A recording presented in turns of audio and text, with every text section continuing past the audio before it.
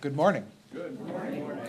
Welcome to our worship service at Central Unitarian Church in Westwood. My name is Tom Lupfer, and I serve as the chair of our Endowment Trust Fund. CUC is an inclusive community of all ages, which embraces diversity in identity, expression, and spiritual belief. We gather together each Sunday in worship to find inspiration, hope, and renewal among this community of like-minded and like-hearted individuals. If you're here today in person visiting, please be sure to say hello to one of our welcome hosts. That would be Carol and Denise in the back waving. And if you're visiting online, please be sure to click the link provided in the chat and sign our guest book by providing us your name and contact info. We invite everyone here to stay after service for coffee, conversation, and connection here in this space. And as we prepare to begin our service this morning, we ask you to please check your electronic devices and make sure they are silenced. I have 3 announcements to share this morning. Our first, the day after, a post-election community space. Whatever this year's election brings, we will continue to need to build community and do the work of justice. Join us for a time of sharing and reflecting the day after the election on Wednesday, November 6th at the Unitarian Society of Ridgewood and online. This space will be co-created by all 3 Bergen County UU congregations, led by their ministers, the Reverend Sarah Lindsay, Reverend Andrée Cornelia and Reverend Sonia Ketchchain. Doors open at 6 p.m. The event begins at 7. A current events forum. Reverend Andrée will be leading our monthly current events forum in this space at noon following the service. These forums are an opportunity to reflect on current events from a UU perspective, and today's forum is focused on the election. And our soup lunch. The monthly soup lunch with care is back after a summer hiatus. These monthly lunches are organized by Reverend Andrée and the pastoral care team and are an opportunity to explore a monthly theme together while enjoying some delicious soup. Soup lunch is held the first Wednesday of each month at noon. That would be this Wednesday, the 6th. And I'm going to pass to Reverend Andrée for one more message. I actually have 2 more messages. First is we really need coffee hour hosts. Our coffee hour host sign-up sheet has been blank for a few weeks. Please, if you're willing to sign up, you can make it as simple or as elaborate as you are moved. We just love to have the coffee hour as a way to connect with each other after service each Sunday. So please see the sign-up sheet in the back of the sanctuary. I also wanted to make sure that all of you have hopefully seen the announcement that went out on our e-newsletter earlier this week that CUC has hired a part-time sabbatical minister to oversee a portion of my duties while I am on sabbatical from January through May. And that minister is the Reverend Mark Catullo. Reverend Mark serves our faith as the consulting minister at the Unitarian Universalist Congregation of Rockland, which is up in Pomona, not too far away. He was born and raised in the state of New York and is a millennial and has both a Master of Divinity and a Master of Social Work. Besides serving that one congregation, he also works part-time as a psychotherapist at the Counseling and Wellness Center at Marymount Manhattan College, where he helps students achieve and improve mental well-being. And he also maintains a private teletherapy practice. He's passionate about our liberal religion and appreciates how Unitarian Universalism is a faith tradition where we support one another in our search for truth and meaning. So I'm looking forward to welcoming Reverend Mark here for those 5 months while I'm away. He will be here 2 Sundays a month, the Sundays he's not preaching up in Pomona, and we'll have lay-led services and other services on the other Sundays that are here. For more information on how the transition is going to work and other duties that he will be responsible for in addition to service and pastoral care, please keep an eye out for your e-news. We'll continue to share that transition information. And if you have any questions about the sabbatical, whether it's about Reverend Mark or the sabbatical in general, you can always reach out to me, or you can reach out to any of the sabbatical committee members, Brooke Kanata, Jim Carabin, Genya Peterson, And is Karen Clements here today? There's Karen Clements. So please feel free to see any of them on the sabbatical committee as well. So let us now move more formally into worship. Let's take a moment to turn to those sitting next to you and give them a great big hello this morning. Hello.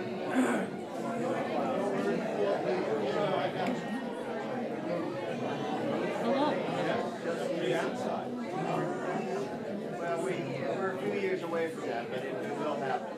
Say, trying to really editing.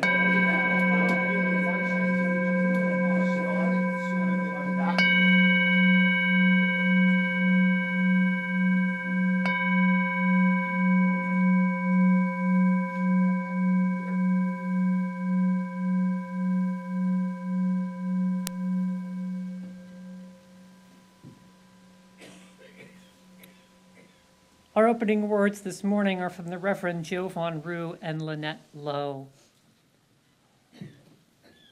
Welcome to this space, this sanctuary of peace where we come not only to create our best selves, but also to do the work of creating beloved community. We come together today as individuals, much like the individual pieces of glass or pottery that are different shapes, sizes, and colors, all of which are broken with imperfect, jagged edges, but always beautiful. While our pieces may not always fit neatly together, it is within this sanctuary, guided by our shared values, that we gather together to create a more beautiful mosaic. May the brokenness and beauty you find in one another create peace in this space and fill our hearts with love as we create worship together. Let us rise in body or spirit for our opening hymn. If you want to use a hymnal, it's 381 in the gray hymnal. The lyrics are up here on the screen. We would be one.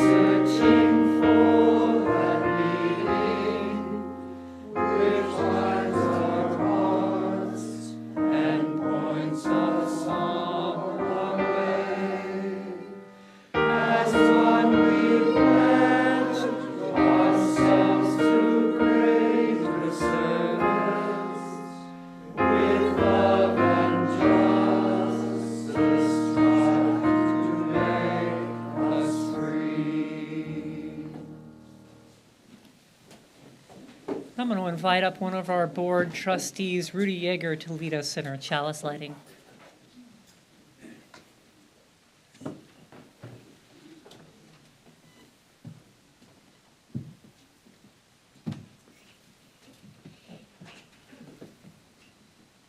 We light this chalice to remind us of our dreams, to nourish our heart, our mind, and spirit, towards a better world for all, to embrace the whole of our human experience, to honor our past and our gifts of the present, to create a community where each of us may find healing, transformation, and hope.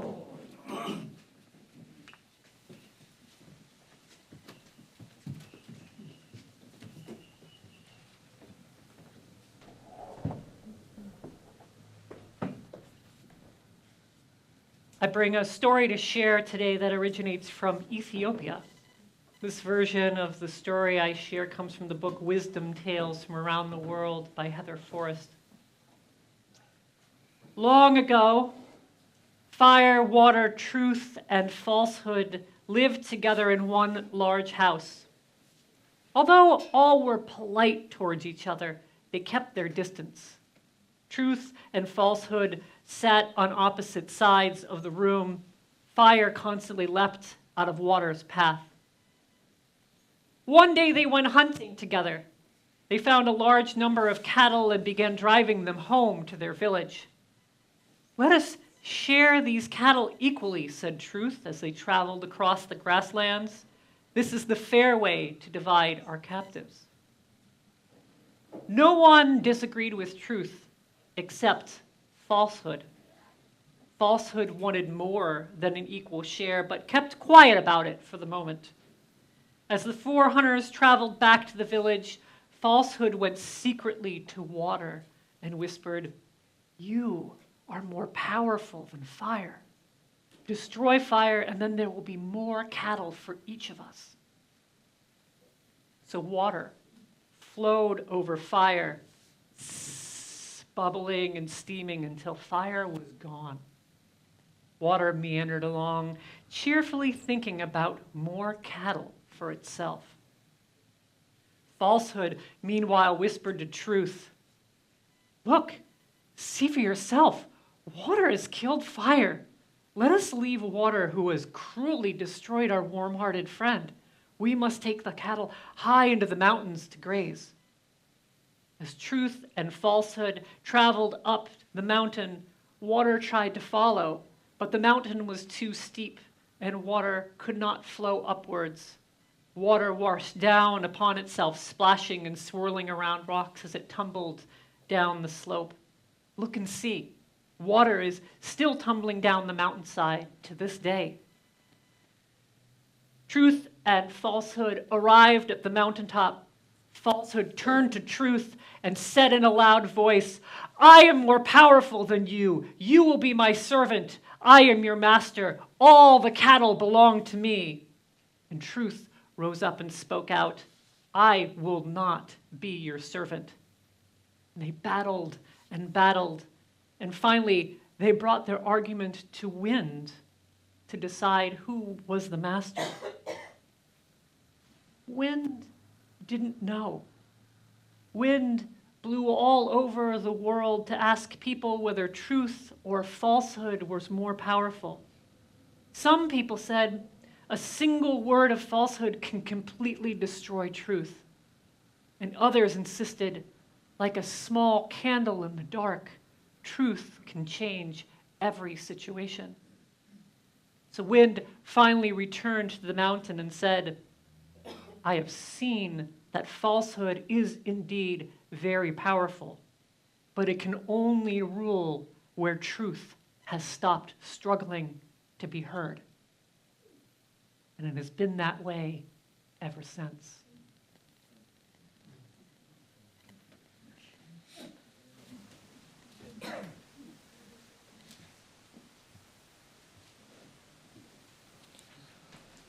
For the gifts which we are about to receive, and the gifts which we ourselves are, may we be truly grateful. May we be committed to using these gifts to make a difference in the world, to increase love and justice, to decrease hatred and oppression, to expand beloved community, to share and to keep sharing as long as we can. This morning's offering will now be gratefully received.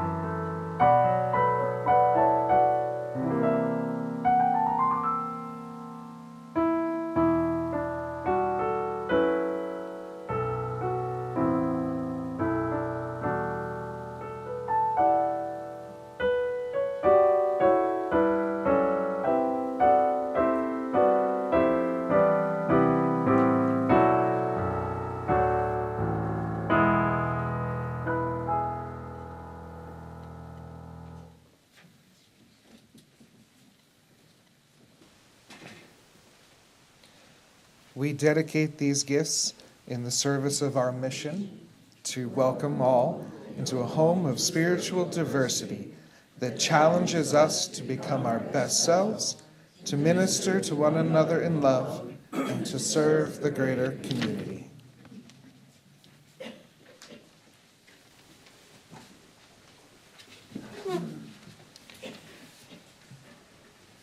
Now we enter into a time of meditation, taking a moment to share the joys and sorrows of this community. This is something we do each week as a way of caring for each other. I have some written joys and sorrows which have been submitted ahead of time. If there's any joy and sorrow for anybody online that you wish to share this morning, please type it in the chat now and I will read it out loud. After I have read those out loud, I will invite you to share whatever names that you are holding in your heart this morning. We'll enter into a time of silence and a moment of prayer, followed by a hymn. So let's prepare ourselves. Take a moment to focus on your breath. Breathing in a breath of peace. Breathing out a breath of love. As we share together the joys and sorrows for this community for Sunday, November 3rd, 2024.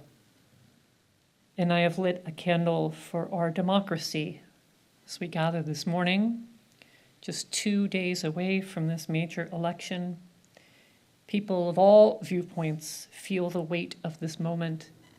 Anxieties are high. May all voices be heard. May all those who can vote and wish to vote have the ability to do so.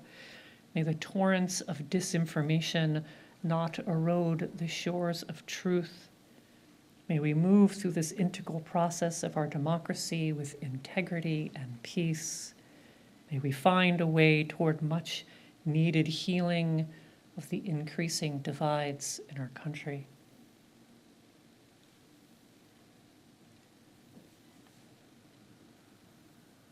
I invite you to share out loud the name of anybody else that you are holding in your heart this morning.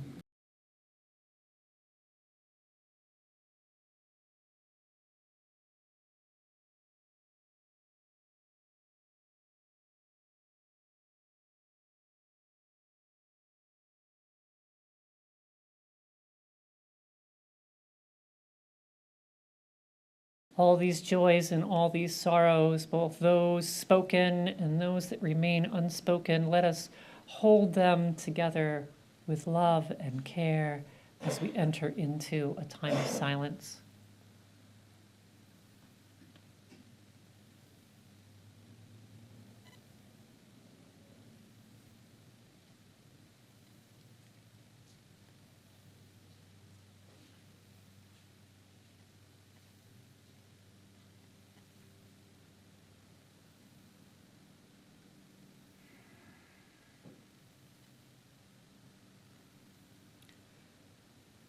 Spirit of life, Spirit of love,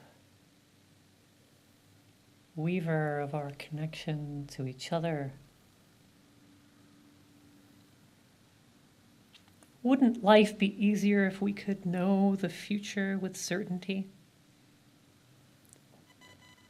But our living exists in a reality where all we can ever do is try to predict what will come the next day, the next year, or the next decade.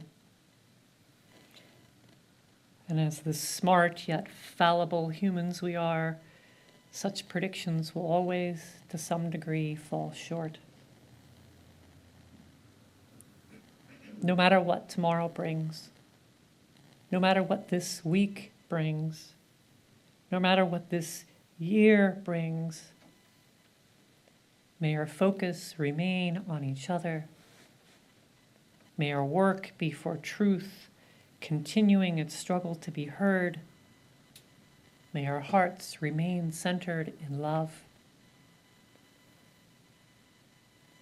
So may we collectively bring forth a future where we repair the damages of the past and the present and bring forth more beauty and more hope.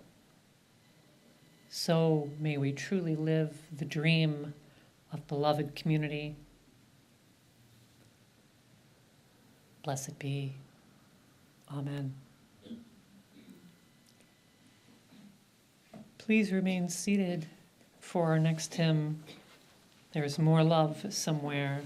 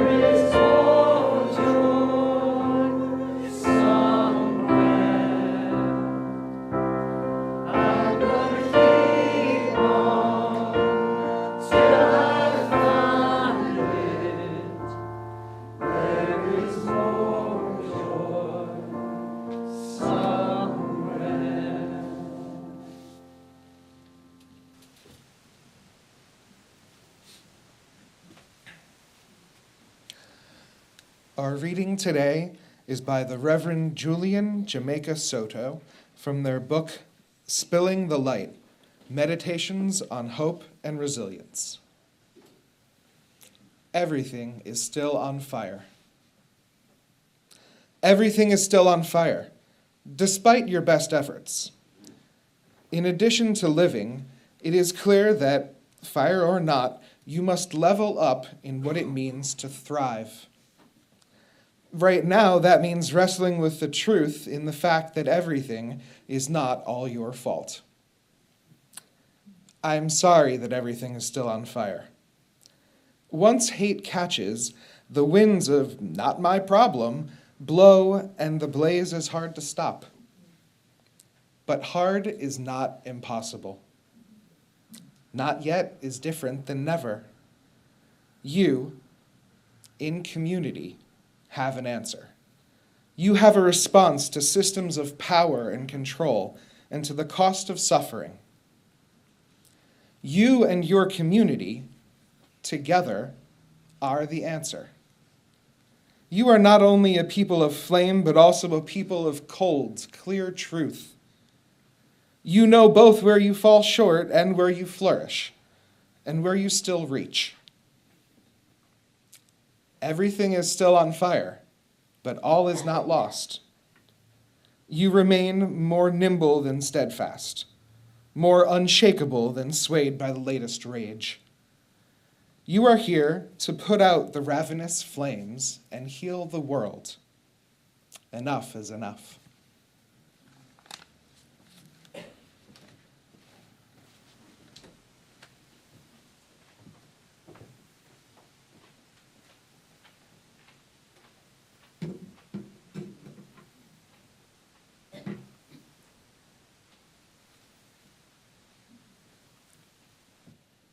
I have three things that I'm carrying with me into this election week, and I want to share with you this morning. One is a political flag that I saw this last week. One is a quote from a 1970s issue of Ebony magazine. And the third is an Indigo Girls song. I'll begin with the flag. This week, as I think many of you were part of various Halloween celebrations, my wife and I were in one of our local towns where they shut off the whole downtown and all the businesses are giving out candy. So all the families and all the kids in town were downtown trick-or-treating. It was a great festival of costumes, from the littlest teeny, like can't walk in a stroller, but I'm dressed as a pumpkin, to adults who, either were probably having more fun with the kids with elaborate costumes, or had just kind of thrown together something so it looked like they were festive along with the rest of their family. So it was a big festivity, and of course, in addition to the businesses, there were also houses in town that were decked out for Halloween and giving out candy. And there was one house that we passed that was really decked out with tons of Halloween decorations all over the front of the house and the front yard, and they were giving out candy from their front porch. And they had a couple flags hanging off their front porch. The first was an American flag, and the other was a flag that included the name of a certain man that's running for president. But that's not what stuck out, because underneath that person's name in really large block letters were written, first a 4-letter expletive that starts with F, and then your feelings. So it said, F your feelings, right? With so much at stake on our ballots: reproductive rights, LGBTQ rights, voting rights, gun rights and violence, immigration, the issues in the Middle East, and more. In this environment filled with disinformation, distrust, and falsehoods about our election process, and even threats of violence, for so many of us, this election doesn't just feel personal, it is personal. And it struck me, with all those trick-or-treaters, from the smallest ones and the strollers to the adults accompanying them, all these families walking by this flag that is meant to feel threatening, how normalized this language has become, this hateful speech that is surrounding this election and our politics in general.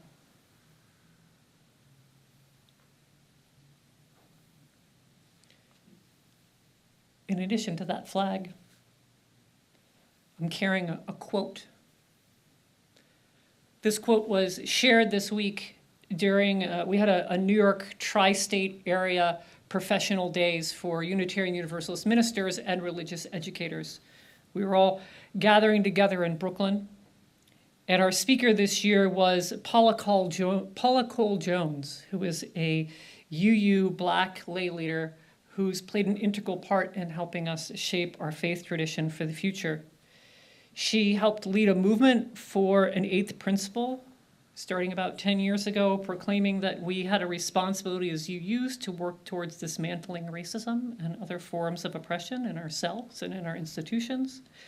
She was also one of the people that served on the UUA Article 2 Study Commission, which led to the effort to create our newly articulated shared values, which were passed this last June in General Assembly.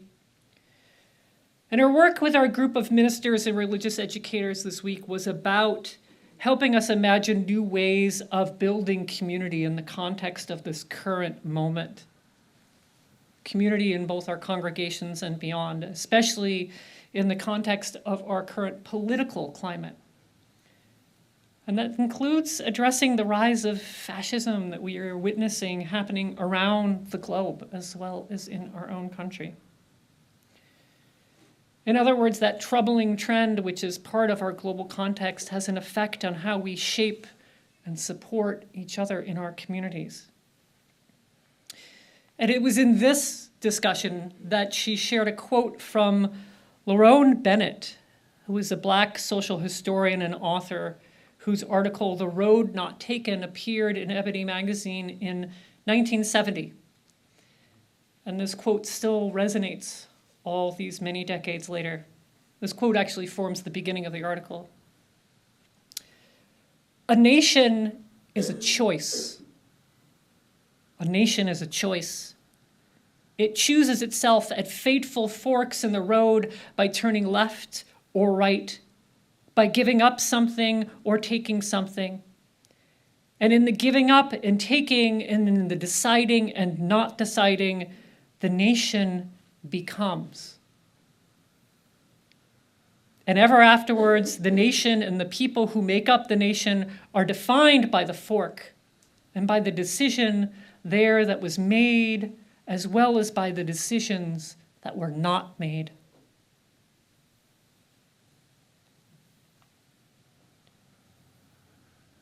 I carry this quote because I think it speaks of the decisions we face this week in the context of all the decisions which have come before it, all the way back to the founding of this nation, with the first European setting foot on this continent.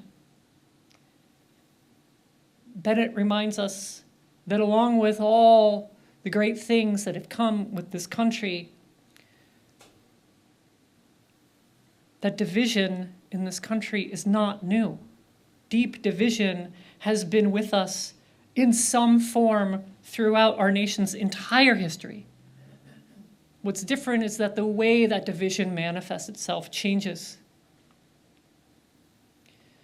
It manifests differently in different times, right, that division. Bennett's quote held a specific weight when he wrote this article at the cusp of the late 60s, looking forward into the 70s, due to the divides that existed at that time. And it holds some of the same but also different weight now, a few decades into the 21st century, given the divides that still exist at this time. And some of us, depending on how we and our ancestors experienced the history of this nation, have felt that divide more heavily than others. No, our divisions aren't new. And to think that they're new for our nation is to buy into a mythic past that drives movements that proclaim that we can make this country, quote, great again. Which, make no mistake, is a white, straight, male, Christian enterprise. To proclaim our divisions are new fuels a rhetoric that those who don't believe in the untarnished greatness of our past somehow hate the country and therefore are our enemies. And these tactics are straight out of fascism.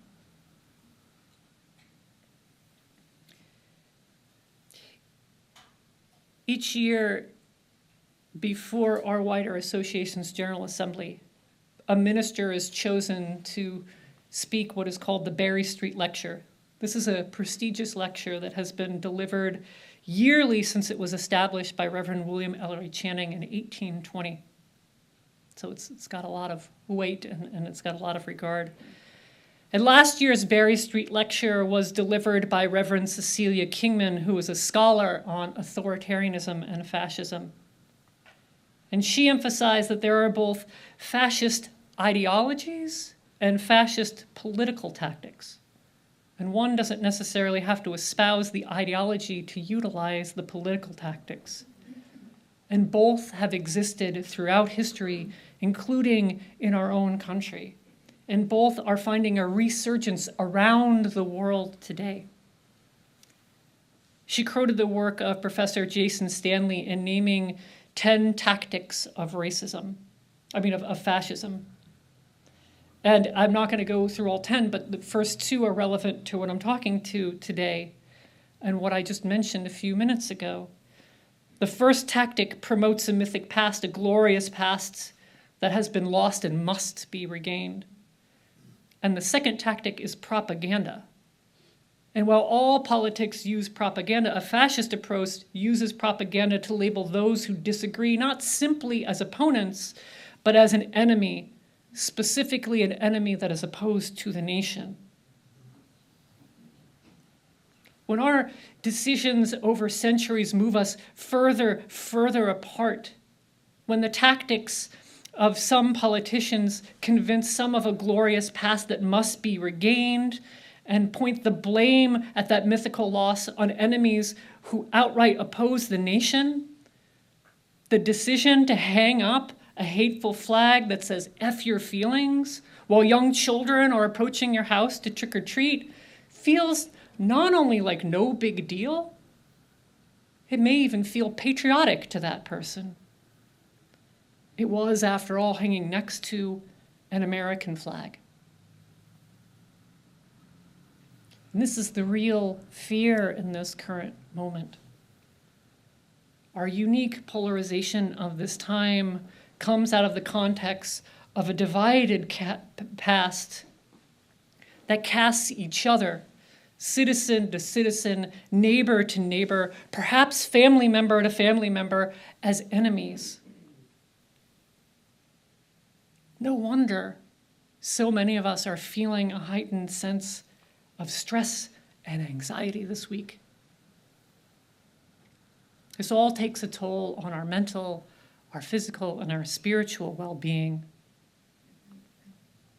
There's a variety of different political leanings that fear waking up on Wednesday to a bleak future that has been propelled forward by such polarization.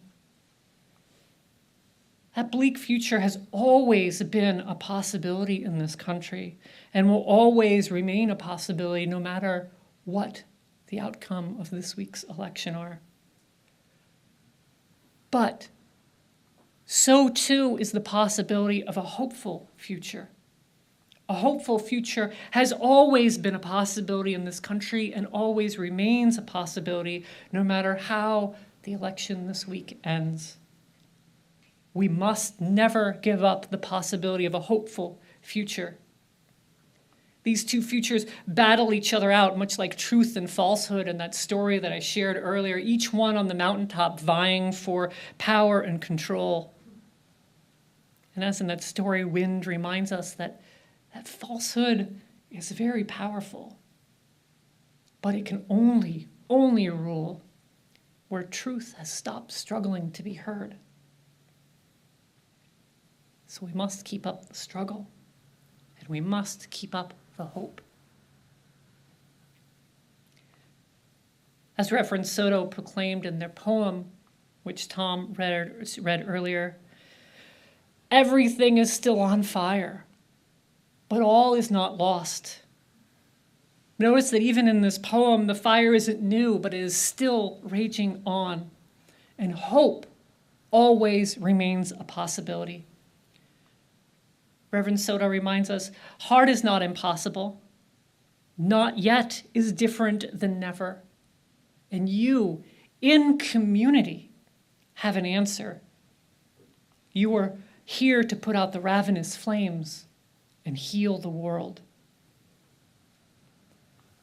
So how do we do that?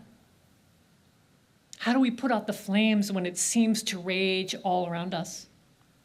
How do we continue to work the healing of this world? Is it even possible? Not alone. Never alone. First, for any healing to begin, we have to remain in community. And we can refuse, by building community, to live in hate. We can refuse to hang out flags with hateful messaging. And we can hang out a flag that says instead, 2024, you and your feelings matter. For all the generations to see. Second, we have to remind ourselves over and over again until we feel it in our bones that healing is always possible. And it will be needed regardless of any outcome this week. To deny the possibility of healing is akin to truth ending its struggle. The power of falsehood will prevail. Without healing, the divide grows bigger and we lose hope. In our current political environment, we're meant to lose hope. Repair is threatening to a polarizing enterprise that denies the rights of those who don't fit in with that enterprise. Because after all, repair brings us together in a new future together, rather than dragging us back into a false, romanticized version of an idyllic past. And our third move towards healing, we need to look beyond this Tuesday and remain focused on the long arc of the universe. This is where that Indigo Girls song comes in. My wife and I were lucky enough to see this 80s and 90s lesbian rock duo from our youth in concert this summer. And they shared a song they wrote very recently in 2020 titled Look Long. And we just keep playing it in our car and at home when both of us are at our computers writing, which is what we do in our house. And the song begins by naming the anxiety of our times. They sing, everyone I know can sense Armageddon. We want to believe in something. We're uncertain. And they continue with this beautiful metaphor of a grandfather's telescope, something they learned to look through as a child into the starry nights and seeming to see forever. And in that song, they turn that telescope from the stars to human beings, observing our short-sightedness and our need to look further than the next critical moment. Band member Emily Solaris sings, so we argue and we wrestle and we claim conviction, but we might as well be flipping coins. More would be revealed if we just adjust focus on the shortest distance between 2 points. Because these aren't the best of times, and they're not the worst. Just like the edge of the earth is an illusion. God bless our brave little hearts and our inherent limitations, our short-sighted plans, and our collusion. Look long.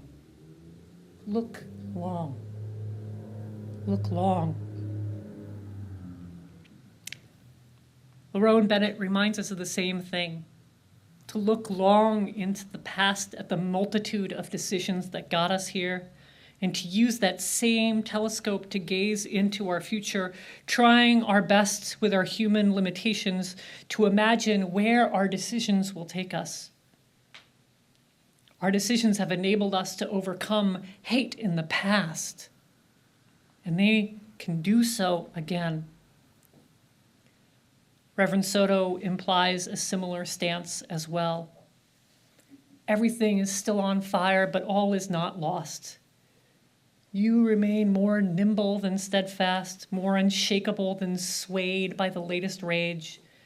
You are here to put out the ravenous flames and heal the world. Enough is enough.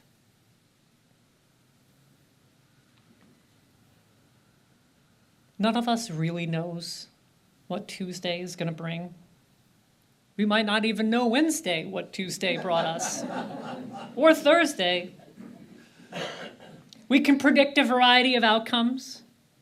Some may be more exciting or more bleak, depending on your particular values. Yet we can insist on remaining in community. We can reject the insistence on division and the poisonous, polarizing stance of casting opponents as enemies. Instead of flying flags of hate, we can fly flags of hope. And we can hold close the notion that a nation is a choice. A nation is a choice. And we, including our ancestors and our offspring, are part of that choice. And we can use our telescope to look long beyond the raging fires of this week, beyond the fires of the next election and the election beyond that. And we can remember that these aren't the best of times, but they're also not the worst. Just like when you look out in the horizon, what seems like the edge of the earth is really just an illusion. With our flag, our commitment to the power of choice, and our telescope, we can insist enough is enough.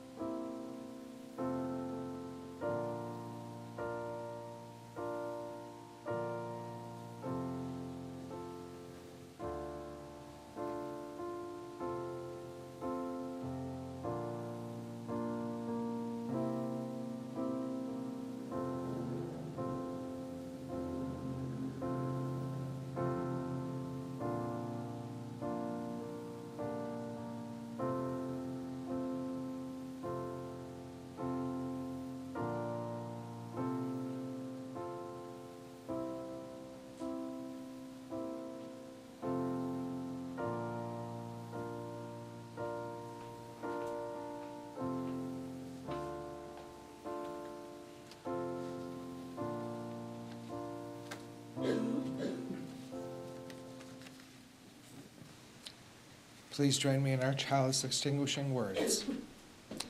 We extinguish this chalice flame, but not our promise to each other, to act with grace, to hold each other in love, to serve this community and our world.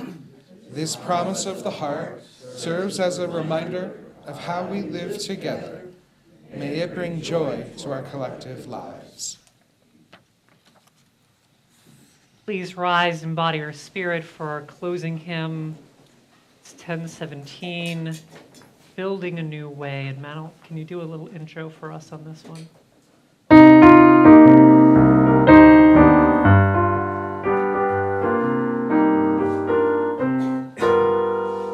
We are building a new way. We are building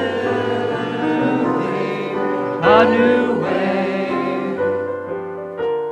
We are building a new way, feeling stronger every day. We are building a new way. We are working to be free. We are working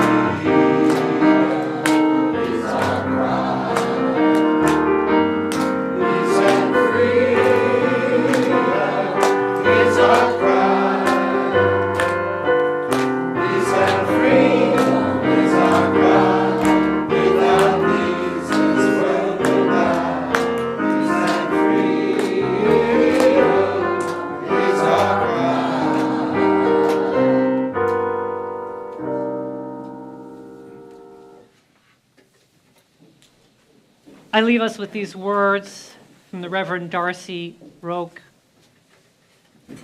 There is too much hardship in this world to not find joy every day. There is too much injustice in this world to not right the balance every day. There is too much pain in this world to not heal every day. Let us be ministers to a weary world. Let us go forth now and do which calls us to make this world more loving, more compassionate, and more filled with the grace of divine presence every day. Blessed be, and amen.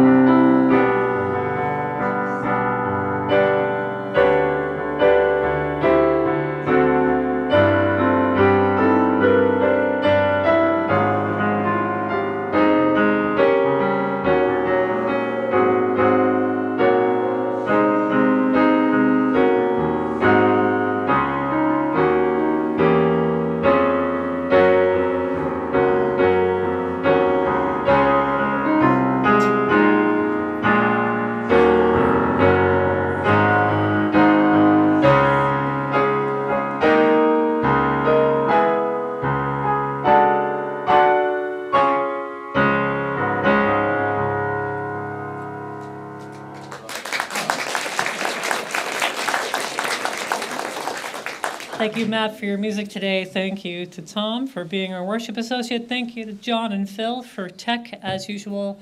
Thank you to you all for being here. Please do stay for connection and conversation. For those that want to be part of the current events forum, we'll give it 20 minutes or so before we gather up front to chat about the election, anything that you feel moved to talk about at this point. Thank you.